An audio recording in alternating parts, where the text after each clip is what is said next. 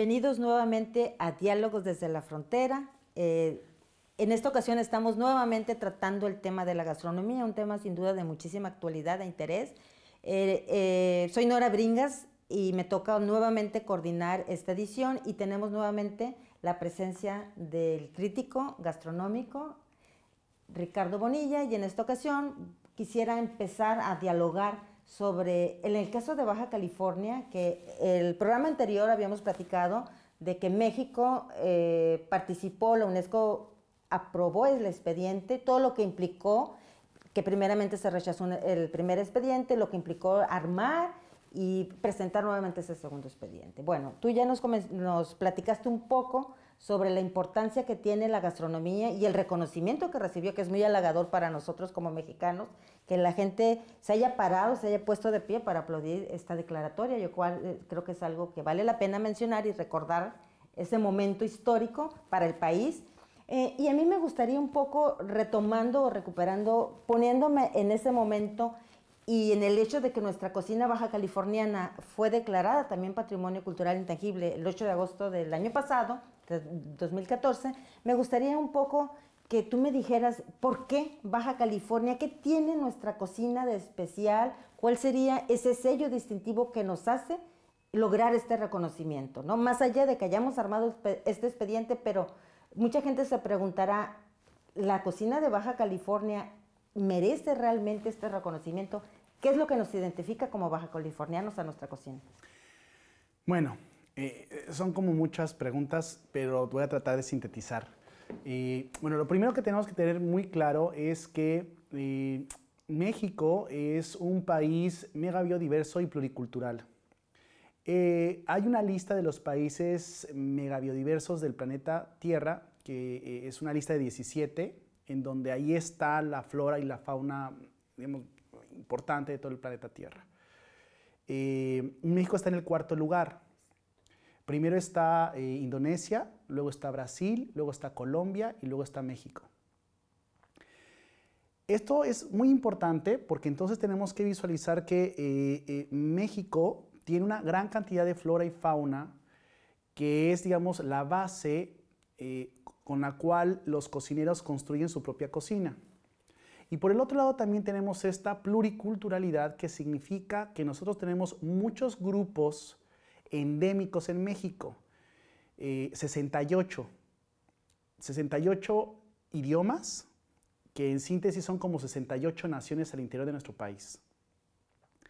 Algunos de esos grupos están justamente en Baja California, y estos grupos desde épocas milenarias y ancestrales empezaron a desarrollarse como comunidades trashumantes, eran nómadas, viajaban no solamente sobre la península, sino que incluso llegaban hacia las partes mucho más norteñas en lo que actualmente es Estados Unidos, y generaron una forma de cultura y una forma de cocina que les caracteriza y les tipifica, y que habrá que decir que es algo que todavía se tiene que seguir investigando. Afortunadamente en esta región tienen una mujer maravillosa, que bueno, la quiero, ¿no?, mucho, que se llama Iraíz Piñón, la cual hizo el libro número 34 de la colección de Conaculta de Cocina Popular Indígena, y ella ahí hace una investigación justamente sobre estos grupos que desafortunadamente no están tan investigados en el tema de su cocina. Afortunadamente ya tenemos lo de Iraíz, que es obviamente un gran avance, pero todavía se nos olvida que hay mucho por hacer. O sea, la verdad es que es un gran libro, pero hay mucho más que trabajar. Nos faltan investigadores en ese sentido. Sin embargo, esta es una primera pauta. Y es una tradición que existe y a la cual se le suma la otra tradición de los inmigrantes que vinieron de diferentes partes de la República y que van a abonarle también un segundo sello importante a la gastronomía de Baja California. En ese sentido, entonces, estamos hablando de que lo primero que tenemos que tener claro es que Baja California tiene ya una gran cocina en estos grupos endémicos, y después tendremos un segundo pilar, que será el pilar de los inmigrantes mexicanos que llegarán a esta región. Nos quedamos con esta idea, hacemos una breve pausa y regresamos. Gracias.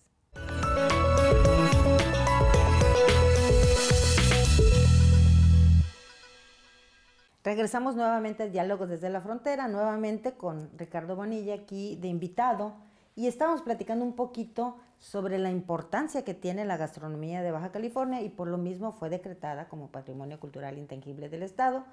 Te quedaste en la parte de la influencia que tenían los grupos migratorios en la cocina baja californiana, y me gustaría que continuaras desarrollando esta idea. Claro, entonces, punto número 1, tenemos grupos indígenas importantes que hace miles de años literalmente llegaron a esta región y generaron una cocina. Por un proceso histórico que no voy a platicar porque si no nunca acabamos. Eventualmente se generaron misiones, grupos de españoles que llegaron, digamos, en el contexto de todo México en cuanto a conquista, digámoslo así, muy tardíamente, porque hay que decir que la península, pues hasta su nombre lo dice, es una península. Península viene del latín que es casi isla, península. Entonces realmente estamos hablando de que es un territorio que literalmente está exento de pues, prácticamente todo el resto del país. Por eso fue tan difícil, pero eventualmente llegan un grupo de españoles, generan misiones, empiezan un mestizaje, que además es un mestizaje sui generis y diferente, porque obviamente no son grupos sedentarios. Estas misiones y estos grupos eventualmente se empiezan a debilitar, porque también no eran grupos de indígenas que dijeran, ah, pásale por aquí, te queremos, ¿no? O sea, obviamente también pelearon por sus propios territorios. Y después entonces lo que va a suceder es que ya en épocas mucho más cercanas a las nuestras, digamos en época ya del siglo decimonónico, en que además en el centro del país sobre todo tuvimos estos enormes conflictos entre liberales y conservadores, las intervenciones francesa, norteamericana, otra vez francesa y otra vez de otros pueblos como los norteamericanos allá al principios del siglo XX, va a generar que se den muchos cambios en muchas partes del país, pero Baja California en realidad estaba escindida de ese proceso histórico. O sea, prácticamente vinieron a avisar que ya éramos un país independiente a esta región. Y cuando estalla la revolución, ya hasta el siglo XX, es cuando ya empezamos a ver cómo todo el norte, y particularmente también Baja California, tiene ya, digamos, esta circunstancia de estar mucho más cercana a lo que es lo que hoy entendemos México. Quizá ahí tenemos un paréntesis muy importante que fue la época de Porfirio Díaz, en donde Porfirio visualiza que necesitamos esta unidad nacional y además hace esfuerzos para que efectivamente se generen inversiones, se generen también trabajos y con ello obviamente las poblaciones tomen cierta fuerza, lo que va a impulsar también que en esta región se vean ciertos beneficios. Y por eso también tuvimos muchos inmigrantes mexicanos de diferentes partes de la República que eventualmente llegaron a Baja California. Y también se va a propiciar particularmente y paralelamente al mismo tiempo una enorme también inmigración de diferentes grupos de extranjeros, chinos, japoneses, los molocanes que son rusos, por eso los Vivayov, ¿no? Españoles, por supuesto, italianos, o sea, una enorme cantidad de extranjeros llegarán a estos territorios como llegaron al resto del país. Y entonces vamos a tener una nueva mezcla entre grupos extranjeros y grupos mexicanos que van a empezar a generar una gastronomía que ya en el siglo XX va a tener ciertas particularidades. Los grupos indígenas, curiosamente, van a estar escindidos de este movimiento.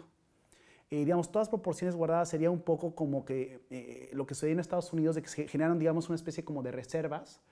Y por eso es que de repente en la misma Baja California no se entiende el mestizaje como el mestizaje que se dio en el resto de la nación. Y por todo esto que te acabo de decir, a lo cual habría que decir que pues finalmente a finales del siglo XX y lo que llamamos del siglo XXI se dan otro tipo de acentos, llegan escuelas de gastronomía, y se empieza a generar una efervescencia muy particular. La cocina de los bajacalifornianos efectivamente es un gran tema que está por entenderse y que está por descubrirse y que gracias a algunos intentos ya se tiene registrado este valor que comentábamos que tiene y que por las mismas razones ya el gobierno incluso le da la declaratoria a su cocina como un patrimonio local. Muy bien, muchísimas gracias. Hacemos un breve corte y regresamos.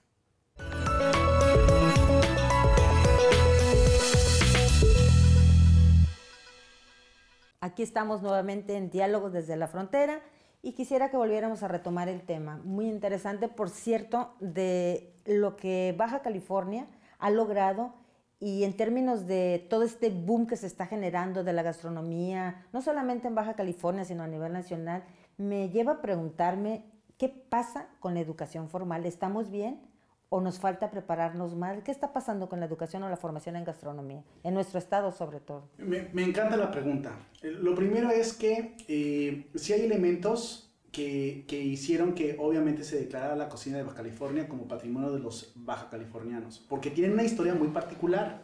Sí. Y eso, y además no solamente una historia, una geografía y un clima excepcionales en muchos sentidos. Entonces, bueno, eso obviamente generó esta declaratoria, que ya nos suma a lo que se está haciendo a nivel nacional y que nos ayuda justamente a la declaratoria de la UNESCO. El punto acá es que para lograr esto, el proceso no ha sido fácil, porque también en ese sentido se está generando en estos momentos una cocina que es muy particular y que curiosamente va de la mano, primero, por estos cocineros y restauranteros que en lugares como Tijuana generaron una serie de propuestas de valor que eventualmente tuvieron, digamos, o tomaron de su cultura ciertos elementos para generar ciertos platillos.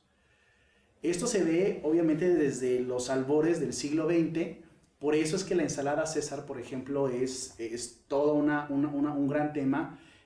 Es, digamos, la gran ensalada de Baja California y particularmente de Tijuana, y que tiene que ver con todo esto que hemos señalado y que no se entendería a la ensalada si no entendemos el proceso histórico que acabo de comentar.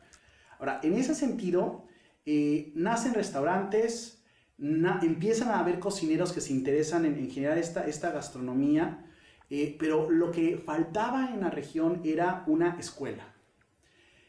Por circunstancias particulares, llega a generarse una escuela que se llama Culinary Art School, que es la primera escuela formal de gastronomía en donde se va a generar una licenciatura y en donde habrán una serie de circunstancias que van a darnos cocineros ya profesionales de la cocina. Y en ese sentido entonces se empieza a detonar una serie de otras muchas escuelas. La UABC, por ejemplo, también en Ensenada tiene esta particularidad, y así empezaron a darse estos fenómenos. Esto es muy reciente, estamos hablando de que Culinary tiene en estos momentos 11 años, y por lo mismo estamos hablando de que, y además el fenómeno que comentábamos en el programa anterior y que estoy comentando ahorita es muy joven. Sí.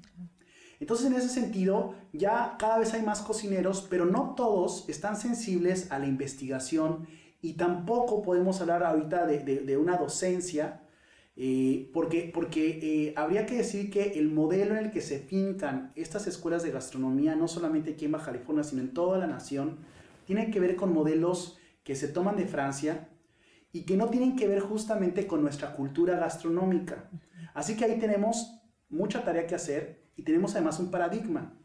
Y por el otro lado también tenemos una circunstancia muy importante. Lo que egresan estas instituciones son cocineros profesionales que no siempre tienen, digamos, una formación que los ayude o los anime a la investigación y a la docencia.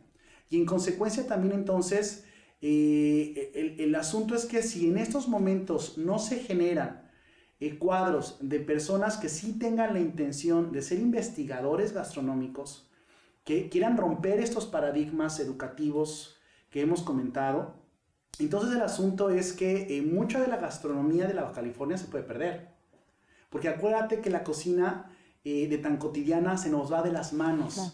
A la gente le da ceguera de taller y muy frecuentemente la gente que ahorita mismo esté viendo el programa y que está guisando los platillos en sus casas, a lo mejor no se dan cuenta que esos platillos, que ellos los han comido toda la vida, no son replicables en otras partes del mundo y que tienen un valor y una importancia tal que por las mismas razones son parte de una declaratoria nacional reconocida por la UNESCO. Sin duda nos vamos a quedar con esta idea y tenemos un nicho de mercado muy importante que explorar, las escuelas de gastronomía y la investigación sobre todo en gastronomía.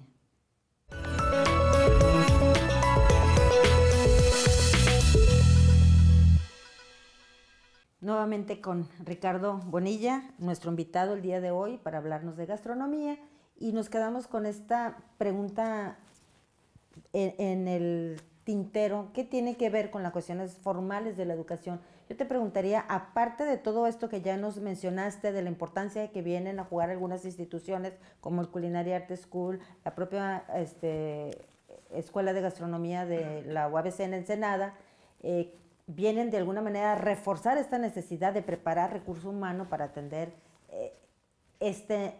mercado emergente, ¿no? Que no existía, por lo menos en Baja California, como que pareciera que no había una cultura gastronómica, y parece que en los últimos años, sobre todo, se ha demostrado todo lo contrario, porque nuestra cocina ha recibido muchísimos reconocimientos, nuestros chefs y demás. Entonces, en ese sentido, me gustaría que nos hablaras un poquito de que si se requiere tener un título universitario o estudiar gastronomía para hablar de gastronomía. No se necesita. Como tal, no se necesita. Y además, esto es muy importante que lo estés comentando, porque el asunto también tiene que ver con el hecho de que como el tema de la gastronomía es joven en Baja California, pero también en el resto del país, o sea, digamos, la generación de instituciones donde formalmente se estudia gastronomía es muy joven, entonces tenemos un problema. O tenemos varios paradigmas que resolver. El primero es cómo se está dando la educación. Porque acuérdate que comenté que esto parte de un modelo francés. A ver, yo no me pareo con los franceses, me parece muy bien, nada más que su cultura gastronómica es una y la nuestra es otra. Y hoy en las aulas se les enseña a los alumnos a hacer veloutés, bechamel, demi-glace y un montonal de salsas madres y de cuestiones que tienen que ver con una cultura que no es la nuestra. Y pues no me parece mal, pero el punto es, ¿y eso a mí cómo me abona a mi cultura? O sea, ¿qué tendrá que ver una salsa borracha y un guacamole con la bechamel? O sea, me estás enseñando salsas madres que a mí no me resuelven porque no son madres mías, pero ni de casualidad, ¿sabes? Entonces, ese es un primer tema. ¿Cómo se está dando la educación? Lo segundo es que es una educación muy joven. Y esto hace que las instituciones apenas en estos momentos, donde ya hay licenciaturas, se vean forzadas a generar maestrías y eventualmente doctorados que nos lleven justamente a eso, ¿no? A una expertise muy particular y después además a la investigación. Entonces, en Culinary también se acaba de generar la primera maestría de cocinas de México que hay en todo el país. Entonces, esto también es una cuestión de revolución, entenderlo, porque habría que pensar que hay muchas otras escuelas que le precedieron y apenas en otras instituciones tienen algunos posgrados o algunos diplomados especializados, pero no una maestría como tal. O sea, hay un problema a nivel nacional que no se está observando, pero que aquí ya lo vieron y lo están resolviendo. O sea, eso me parece espectacular. Y claro, estos muchachos que eventualmente tendrán que salir de acá, ya tienen obviamente muchos más elementos para eventualmente convertirse en investigadores mucho más formales. Pero en el Inter la pregunta es, ¿y qué vamos a hacer? Porque claro, nosotros podemos platicar y ver la evolución de las escuelas, pero el asunto es que si la comida la cocina no se está trabajando, no se está generando, se va perdiendo. Nuestra cocina fue transmitida desde épocas milenarias de la abuela a la madre, de la madre a la hija. Así ha sido durante toda la vida de la cocina mexicana. Pero las mujeres de repente decidieron estudiar economía, sociología, comunicaciones, una enorme cantidad de carreras, y yo estoy de acuerdo, pero por las mismas razones abandonan los fogones. Y hoy no todas las profesionistas están dispuestas a hacer su vida profesional y por el otro lado guisar. Eso se deja muchas veces en un lugar secundario y todas las recetas de las cuales ellas fueron depositarias se van diluyendo y se van desapareciendo. Entonces sí hay una emergencia por tener investigadores. Ahora, por otro lado, efectivamente, en la Ciudad de México ya tenemos instituciones que tienen que ver con antropología, o sea, el Instituto Nacional de Antropología e Historia, a través de ELENA, está desarrollando un diplomado. También tenemos un grupo que es Antropología de la Alimentación, que pertenece a la Universidad Nacional y que está encabezada por el doctor Luis Alberto Vargas, que es una eminencia, que está haciendo esfuerzos justamente en ese sentido. Y en el Inter habemos otros que por otras circunstancias nos metimos a esto y que no tenemos el respaldo de ninguna institución y que estamos haciendo investigación porque nos gusta el tema y porque además tenemos mucha claridad de que si no lo hacemos, para cuando tengamos maestros y doctores que efectivamente ya tengan todo el bagaje para desarrollarlo, pues puede ser muy tarde, porque literalmente la cocina se nos va de las manos. Nos quedamos con esta idea y regresamos a platicar un poco de esto en el siguiente bloque. Un breve corte y regresamos. Gracias.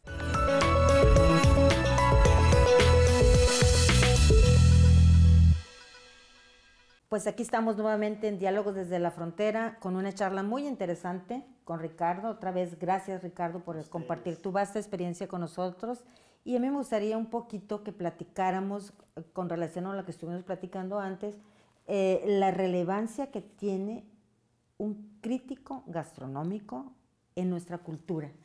¿Cuál es el papel del crítico gastronómico? ¿Qué hace? ¿Cómo se hace? ¿Cualquiera puede ser crítico gastronómico o se requiere tener cierto conocimiento?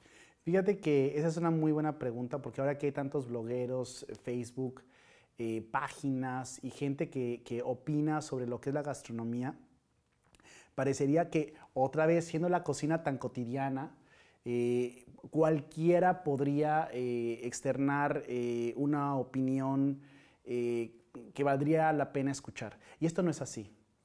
Yo hace un momento decía que para que seas investigador necesitas forzosamente trabajar muy duro, incluso fuera de las instituciones, porque desafortunadamente el proceso histórico va caminando y nosotros tenemos que ir paralelo a él. Y cuando trabajamos en ese sentido tenemos que visualizar que como investigadores lo primero que tenemos que hacer es meternos a fondo en el tema que estamos tratando de escudriñar. Lo cual además es complejo porque como investigadores nos comemos el objeto de nuestro estudio, lo cual es complicadísimo. Pero eso me da la pauta para contestar lo que preguntas. El crítico tiene que ser una persona que conozca. O sea, ¿cuál es la diferencia entre una persona que opina y una persona que critica? El conocimiento. Opiniones todos. Tú pregúntale a cualquier persona, todo el mundo te va a decir qué opina sobre tal o cual restaurante o chef. Pero el crítico tiene fundamentos, tiene un conocimiento mucho más articulado que le permite decir una opinión que pesa porque atrás hay una enorme cantidad de información que le respalda, porque se ha metido a fondo al tema.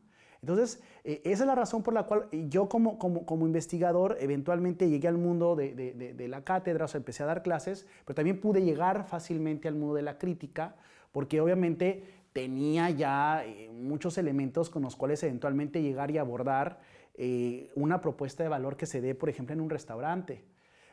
Si no, entonces tendríamos un enorme problema. Y aquí también otro gran paradigma. Aparte de tener conocimientos, hay que comer, hay que beber y mucho. Y el asunto acá es que tenemos que comer con intención y tenemos que beber con intención. O sea, yo cuando como y bebo, que lo hago por lo menos 3 veces al día, no solamente me llevo el producto a la boca y ya está. O sea, yo tengo una reflexión a propósito de lo que estoy consumiendo. Trato de acordarme de qué estoy viviendo. O sea, hay una memoria organoléptica. Cuando como un plato digo, esto debe tener, y entonces empieza una correlación y trato también de entender ¿cómo es que se generó ese plato? O sea, la gente cuando muerde una torta no se da cuenta de todo lo que hay detrás de una torta. Y eso me parece que es fundamental. Por un lado el conocimiento y por el otro lado la experiencia continua del comer y del beber, que le da un significado mucho más amplio a la experiencia y que te permite eventualmente dar una opinión, pues obviamente con elementos que no cualquier persona podría tener. ¿Todos potencialmente podemos ser críticos? Sí, pero para lograrlo sí tenemos que trabajarlo. Hay toda una estructura que nos soporta y nos apoya en ese sentido. Pues muchísimas gracias. Yo creo que con esto ha sido un diálogo muy interesante, muy enriquecedor. Yo creo que al público es un tema que le quedan muchas dudas, a mí misma, y yo creo que una de las cosas que recupero y que está ahí, el reto para muchos de los jóvenes sobre todo, que ahorita no encuentran o que están pensando la posibilidad de qué voy a estudiar. Me parece que el tema de la gastronomía se puede estudiar y es necesario estudiarse, ahondar desde muchas aristas. Entonces sí los invitamos a que lo vean como una posibilidad real de estudio y que piensen no solamente en una carrera que para ser chef, que generalmente cuando se dice voy a estudiar gastronomía piensan, voy a ser chef, sino que piensen y sobre todo reflexionen en la importancia de lo que implica el acto social de comer, en la importancia de hacer investigación y sobre todo hacer investigación que se requiere mucho para recuperar la historia gastronómica de nuestra cultura, de nuestros grupos étnicos, cómo nos llevamos, los utensilios que utilizamos, todo esto forma parte de nuestra cultura y también, recordémoslo, genera cohesión social y nos da identidad, en este caso, como baja californianos. Pues aquí le dejamos en este programa y seguramente vamos a explorar nuevos programas para seguir platicando un poco sobre este interesante y apasionante y sobre todo delicioso tema de la gastronomía en nuestro México y en Baja California. Soy Nora Bringas. Nuevamente, muchas gracias, Ricardo, por estar con nosotros. Muchísimas gracias y nos vemos en el siguiente programa.